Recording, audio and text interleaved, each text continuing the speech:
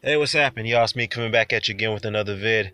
As Gennady Golovkin is preparing for his upcoming bout against Vanez Martirosyan on Cinco de Mayo this Saturday at the StubHub Center in Carson, California, which I live pretty close by, and I may attend that fight. So we'll see what I'll decide this week on whether I'll go to that fight or not, because yeah, got a lot to do this week, so we'll see if I can fit it into my schedule. But anyhow, as he's preparing for his fight, he gave an interview to I'm not sure if it was Fight Hub or whatever publication, whatever media outlet it was, and he's reflecting on his career at middleweight, and the name Bernard Hopkins came into the discussion. So Triple G says here, quote, if you look at Hopkins and look at my records, if you look at Hopkins' record and you look at my record, mine's is much bigger and stronger at 160. Now, before I get into that, let me just read some of the article.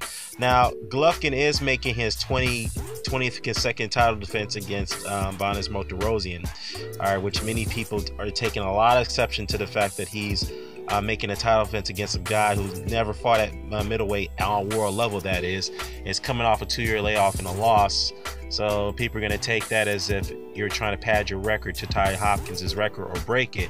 So speaking of that, if he does successfully defends this titles against Martirosyan, which he's widely expected to do, he does tie Bernard Hopkins' record at he does tie Bernard Hopkins' record for most consecutive title defenses at middleweight with 20. All right, now.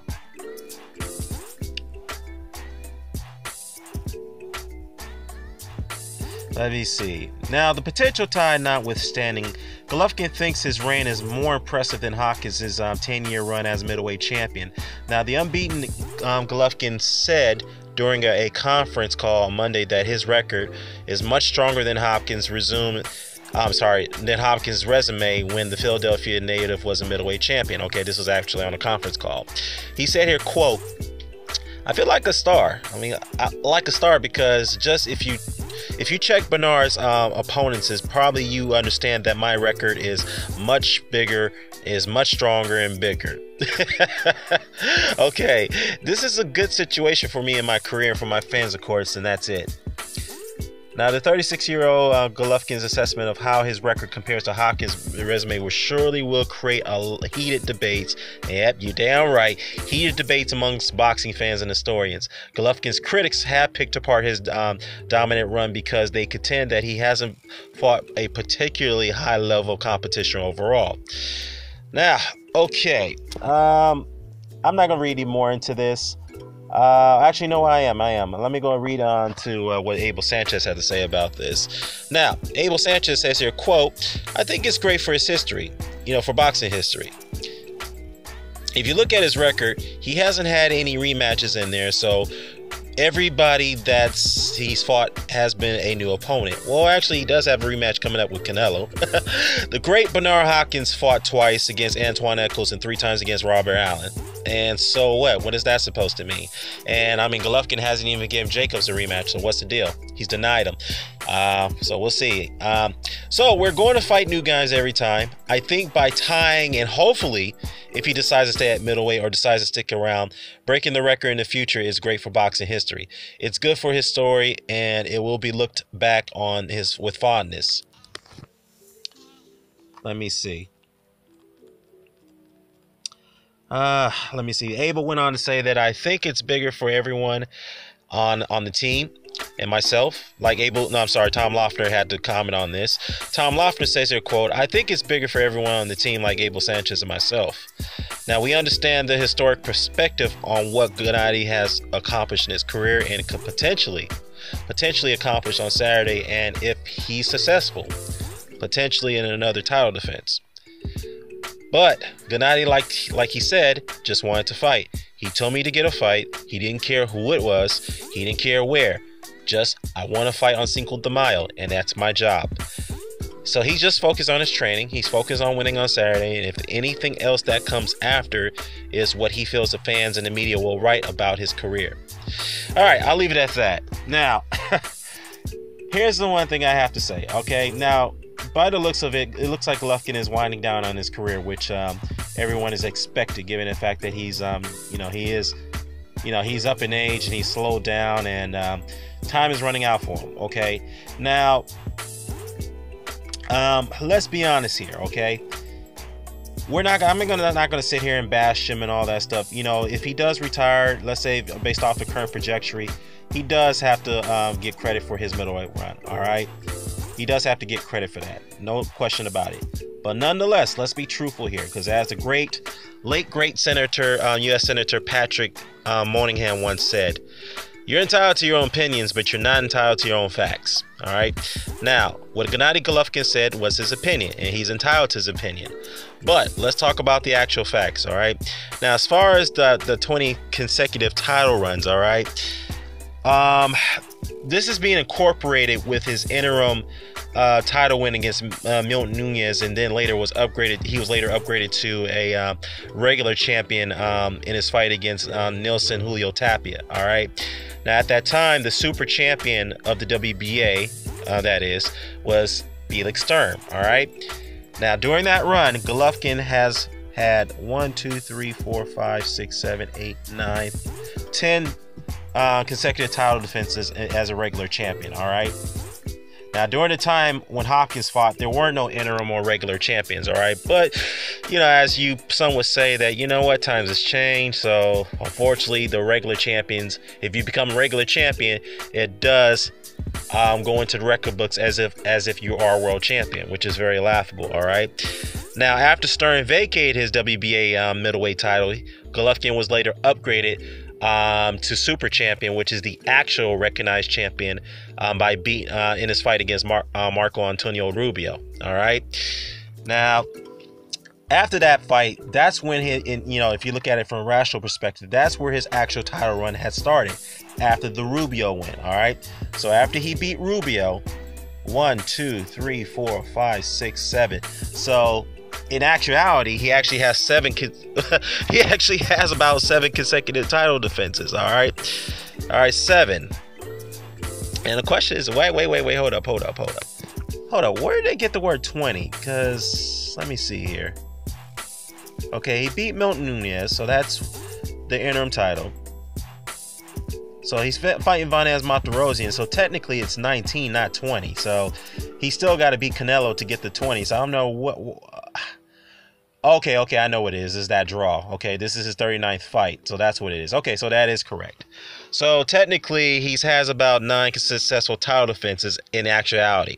All right. Now, if you look at his record, he's beaten how many top 10 middleweights? All right, I think he's beaten 8 compared to Hopkins'S 13. All right, that he beat at middleweight. Let's be realistic in his run. So if you look at those opponents, Golovkin beat Proscott, Macklin, Stevens, Gill, Rubio, Murray, Lemieux, Jacobs. He beat 8, and he tied with Canelo. All right, that's a draw. So he's beaten 8 of them. Now, if you look at Hopkins, Mercado, Lipsy, John David Jackson, Allen, Simon Brown, Antoine Eccles, Vix Vanderpool, Andrew Council, Felix Trinidad, Keith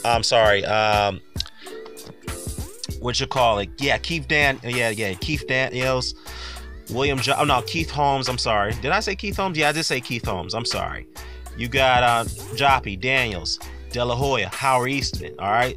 So those are 14 guys that Hopkins beat in his middleweight run in the top 10, okay? 3 of those 14 guys he beat were pound for pound best fighters in their time, all right? 2 of them are Hall of Famers, which is Trinidad and De La Hoya.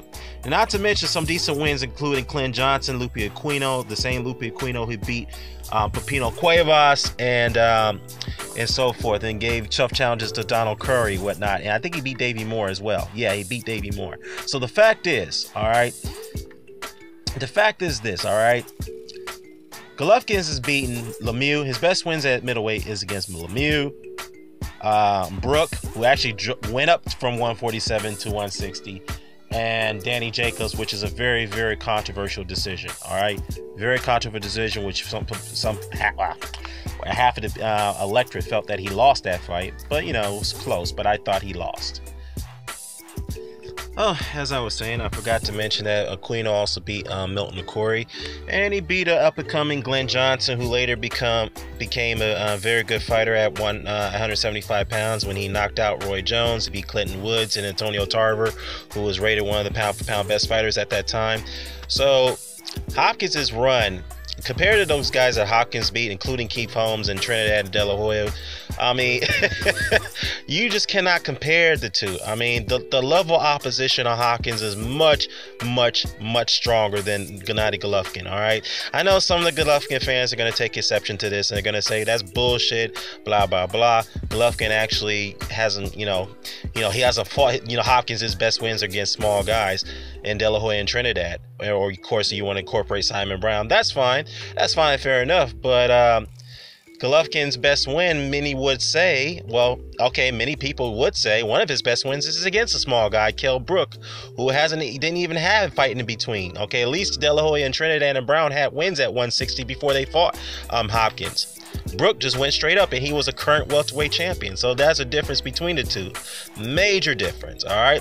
Now, you can argue Danny Jacobs is his best win, but that's a controversial win, and he struggled in that fight. He struggled, all right? Now, as far as Hopkins beating Trinidad, he dominated him, knocked him out cleanly. De La Hoya, a little bit tougher fight, but he knocked out De La Hoya towards the end of that, in that fight as well with a ferocious body shot. So, Hopkins, I just can't. The comparison between the two. It's hate to say it, it's pretty laughable. It's pretty laughable. And the fact is that what goes against Golovkin as well is that, as I mentioned earlier, is that the WBA title, which he didn't win in the ring, he was elevated on 2 different occasions. To be the super champion, and the WBC title was awarded to him. He didn't win that in the ring against Canelo. Of course, Canelo vacated, and then the WBC awarded him that title, which many people didn't have a problem with the WBC doing that.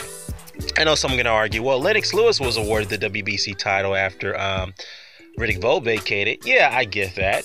But when Lennox Lewis did make a couple defenses and then got knocked out by Oliver McCall, Lennox made up for that later by recapturing that title in an actual fight against the same man that knocked him out for that title, and then captured all the other belts as well in the ring, which is the IBF, the WBA, including the Lineal and the second tier minor belt, the IBO at the time, in the ring title. And as opposed to Hopkins, same thing. Hopkins captured all his titles in the ring. He won the IBF title in the ring against Mercado. He collected a unification bout against Keith Holmes in the middleweight tournament that was assembled by Don King, and then pick up the undisputed and the Lineal and the Ring Magazine title by beating Felix Trinidad, the WBA title, that is.